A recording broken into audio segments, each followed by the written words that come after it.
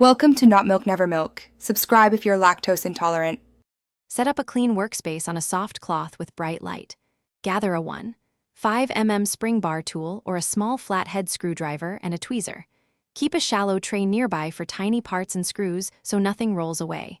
Power off the watch to avoid accidental inputs and protect the sensor. Inspect the lug width and confirm 20 mm or 22 mm so replacements fit. Work slowly and plan 2 minutes per side to avoid damage. Hold the watch face down with one finger supporting the case to prevent twisting. Locate the spring bar notch and compress the bar inward using the spring bar tool.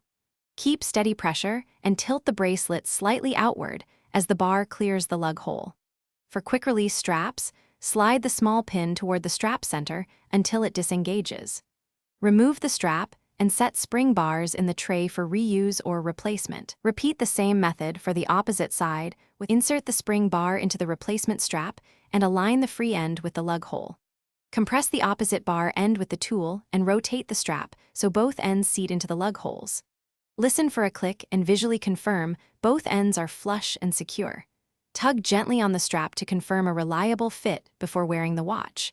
Replace any bent or worn spring bars with new 1.5 mm or appropriate diameter parts. Keep spare bars and a small screwdriver in your watch kit for future swaps.